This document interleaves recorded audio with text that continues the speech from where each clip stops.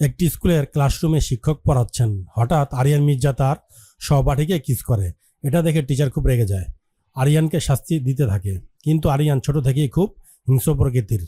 সে box থেকে কাটা compass বের করে শিক্ষকের প্রাইভেট জায়গায় ঢুকিয়ে দেয়। ফলে শিক্ষকের মৃত্যু হয়। পরের দৃশ্যে দেখানো হয় আরিয়ানের বাবা আদিব মির্জাকে। সে রাজনৈতিক দিক থেকে অনেক পাওয়ারফুল, এমনকি পয়সার দিক থেকেও। শিক্ষকের বউ যখন আরিয়ানের নামে মামলা করে, তখন তার বাবা সেখানে গিয়ে বলে, আপনাদের পুরো পরিবারের দায়িত্ব আজ থেকে আমি নিলাম, আরিয়ানের উপর থেকে মামলাটা তুলে নিন। কিন্তু শিক্ষকের বউ রাজি না হলে আদিব মির্জা তাকে খুন করে। রক্তাক্ত অবস্থায় ঘরে ফিরে ছেলের মাথায় সে হাত বুলিয়ে দেয়। কয়েক বছর পরের ঘটনা। আরিয়ান এখন বড় হয়েছে। সে আগের চেয়ে আরও হিংস্র হয়ে উঠেছে। ড্রাগস, মদ, মেয়ে, এমন কোনো বাজে নেশা নেই যেটা আরিয়ান করে না। আজ আরিয়ানকে কোর্টে আনা হয়েছে। উকিল জজকে আরিয়ানের হিংস্রতার কথা বর্ণনা করতে থাকে। তার নামে কেস হয়েছে। সে নিতু নামের একটি মেয়েকে বিয়ের আসরে গিয়ে খুন করেছে। চারদিকে মিছিল বেরিয়েছে, সবাই আরিয়ানের ফাঁসি চায়। নিতু হত্যা মামলার বিচার চায়। আদিব মির্জা এবার তার ছেলেকে বাঁচাতে পারবে না। এতদিন অনেক দুষ্কর্ম করেও পার পেয়ে গেছে, কিন্তু আর নয়। সিন চলে যায় কয়েক মাস আগে। আরিয়ান ফুল স্পিডে গাড়ি চালাচ্ছে। পুলিশ তাকে আটকালে আরিয়ান গাড়ির ভেতর থেকে বলে, আমি যদি রাস্তায় নামি তোদের পায়ের নিচে মাটি থাকবে না। এতে পুলিশ আরও রেগে যায়। কিন্তু কিছুক্ষণ পর যখন দেখে এটা আদিব মির্জার ছেলে আরিয়ান মির্জা, তখন পুলিশ ভয় পেয়ে যায়, সঙ্গে সঙ্গে রাস্তা ছেড়ে দেয়। আরিয়ান ফুল স্পিডে গাড়ি চালিয়ে চলে যায়। ভাবটা এমন যেন এটা তার বাবার রাস্তা। আরিয়ানের এক সাগরেদ আছে, নাম জিল্লু। কোনো মেয়েকে আরিয়ানের পছন্দ হলে জিল্লুই ব্যবস্থা করে দেয়। এভাবেই চলছিল তার জীবন।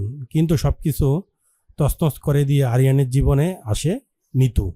তাকে দেখে আরিয়ানের চোখের পলক পড়ছিল না। নিতু এসে বলে, একটা অনাথ আশ্রমের জন্য টাকার প্রয়োজন, যদি কিছু হেল্প করতেন ভালো হতো। আরিয়ান নিতুকে এক ব্যাগ ভর্তি টাকা দেয়। নিতু তো অবাক হয়ে যায় এত টাকা দেখে। এরপর আরিয়ান নিতুর সাথে নানান বাহানায় দেখা করতে শুরু করে। দামি গিফট দিতে থাকে। অনাথ আশ্রমে গিয়ে বাচ্চাদের উপহার দেয়। নিতুকে আরিয়ান বাড়ি ড্রপ করলে গার্ড নিতুকে বলে, ছোট মুখে একটা বড় কথা বলছি ম্যাডাম, এই যে আপনি যার সাথে ঘুরছেন উনার ইতিহাসটা একটু জেনে নিন, গুগল সার্চ করুন, সব জানতে পারবেন। নিতু জানতে পারে আরিয়ান কেমন মানুষ। এরপর আরিয়ান নিতুকে অফিস থেকে যখন তখন নিয়ে যাওয়া শুরু করে। নিতুর বস এগুলো ভালো চোখে দেখছিল না। আরিয়ান নিতুকে বিলাসবহুল গাড়ি বাড়ি গিফট করে। বিল মেটানোর জন্য ফোন আসে আরিয়ানের মামা শিহাবের কাছে। শিহাব মনে মনে আরিয়ানকে গালি দেয়, কোনো মেয়ের চক্করে পরে টাকা উড়াচ্ছে, এমনভাবে চলতে দেওয়া যায় না। সেদিন রাতে শিহাবের লোকজন আরিয়ানের উপর হামলা করে, কিন্তু আরিয়ান তাদের কুকুরের মতো করে মারে নিতুর সামনেই। বারবার নিতুকে অফিস থেকে কাজের সময় নিয়ে যাওয়ার জন্য তার বস কমপ্লেন করে আদিব মির্জাকে। আদিব তার শালায় শিহাবকে বলে, যা ক্ষতি হয়েছে লোকটিকে দিয়ে দিতে। শিহাব বলে, ঠিক আছে দুলাভাই। কিন্তু লোকটি ক্ষতিপূরণ চাইতে এলে শিহাব তাকে থাপ্পড় মেরে ভাগিয়ে দেয়।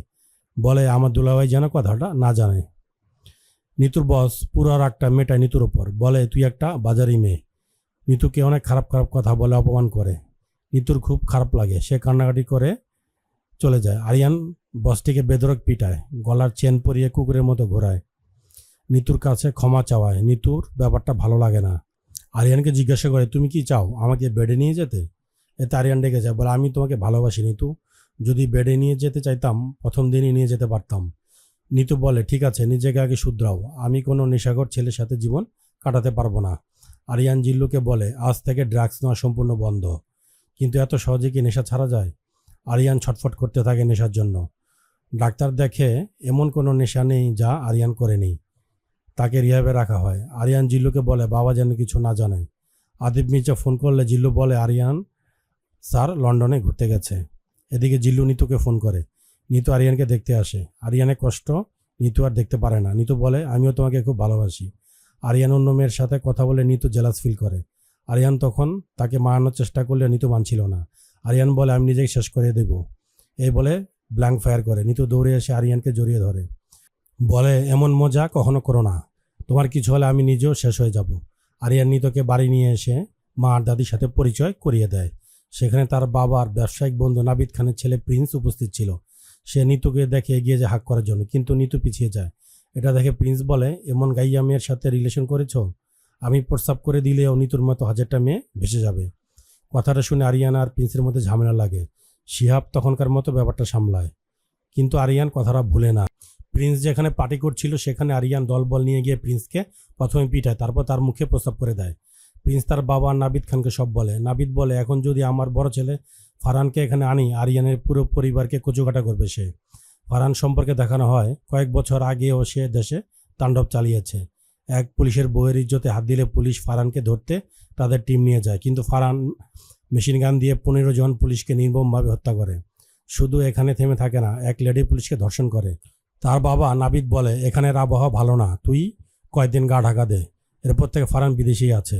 প্রিন্স বলে, সময় হয়ে গেছে ফারহানকে ফিরিয়ে আনার, তাকে ডেকে পাঠাও, আমার মুখে প্রস্তাব করার বদলা নেবই।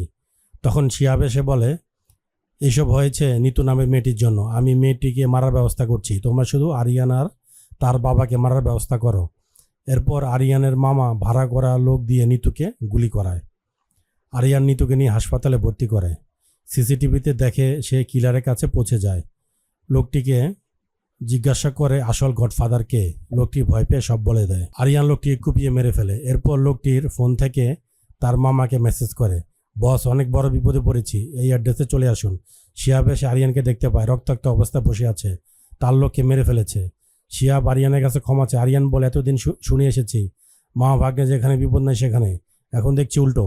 এই বলে শিহাবকে মেরে ফেলে। আরিয়ানের মা কষ্ট পায় ভাইয়ের জন্য। তখন আদিব মির্জা জানতে পারে তার ছেলেই এই কাজ করেছে। সে এক আরিয়ানের সাথে কথা বলে, সব শোনে। বলে, চিন্তা করিস না, এই কথাটা তোর মা কখনোই জানবে না। যার জন্য এত কিছু, তার সাথে আমাকে পরিচয় করিয়ে দে।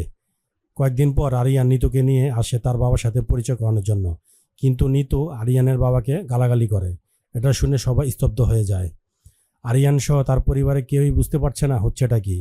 নিতু তখন আরিয়ানকে বলে, তোমার বাবা একটা জানোয়ার। আরিয়ান বলে, নিতু এসব তুমি কি বলছো? নিতু তখন একটা সিগারেট ধরিয়ে বলতে শুরু করে আদিব মির্জার অপকর্মের কথা। আদিব মির্জা আর তার পলিটিক্যাল বন্ধুরা প্ল্যান করে প্রধানমন্ত্রীকে ব্লাস্ট করে মেরে ফেলেছিল। চারদিকে তখন আসল দোষীকে সবাই খুঁজছিল।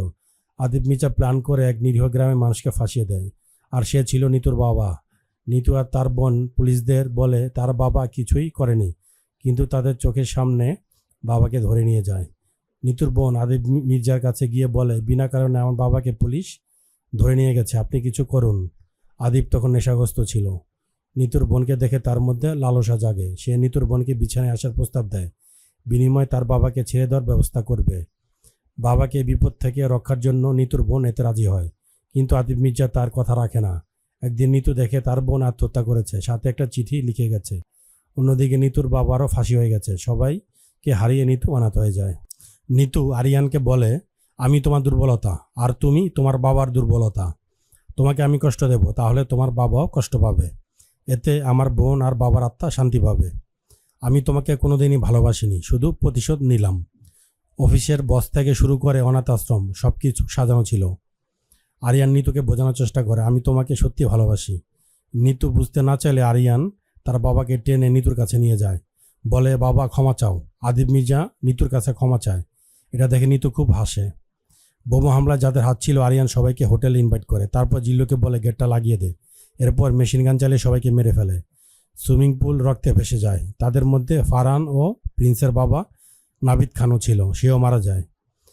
প্রিন্স ফারহানকে ফোন করে বলে, বাবা আর বেঁচে নেই, আরিয়ান মেরে ফেলেছে, তুমি ফিরে এসো। আরিয়ান মিতুকে বলে, দেখো তোমার জন্য তাদেরকে আমি মেরে ফেলেছি। নিতু বলে, তাহলে কি হয়েছে? এটা করে তুমি ভাবছো আমি তোমাকে ভালোবাসবো? কখনোই না। আরিয়ান তখন রেগে যায়, বলে, 1 সেকেন্ডে তোমাকে ভালোবেসেছি, আর ন্যানো সেকেন্ডে তোমাকে ভুলে যাব। এই বলে সে চলে যেতে থাকে। নিতু দৌড়ে এসে আরিয়ানকে জড়িয়ে ধরে বলে, যেও না আমাকে ছেড়ে, আমি তোমাকে ভালোবাসি। আরিয়ান ইমোশনাল হয়ে পড়লে নিতু আবার হাসতে থাকে, বলে, আমার অভিনয়টাকে ধরতে পারো না? আরিয়ান তখন এক থাপ্পড় মেরে নিতুকে বলে, এবার দেখবি ধ্বংস কাকে বলে, আর দুটো কবর খুঁড়ে রাখিস, একটা আমার একটা তোর। অন্যদিকে ফারহান প্ল্যান করতে শুরু করে কিভাবে প্রতিশোধ নেবে। তার ভাই বলে, এসব হয়েছে নিতু নামের মেয়ের জন্য। ফারহান নিতুকে ধরে আনে, কিন্তু সে নিজেও নিতুর প্রতি দুর্বল হয়ে পড়ে। প্রিন্সকে বলে, একেই আমি বিয়ে করব, তোর ভাবি হবে, সানাই বাজা। ফারহান তার লোক দিয়ে আরিয়ানের গাড়ি অ্যাক্সিডেন্ট করায়। আরিয়ানের এক চোখ প্রায় নষ্ট হয়ে যায়, তাকে অনেকদিন হাসপাতালে থাকতে হয়।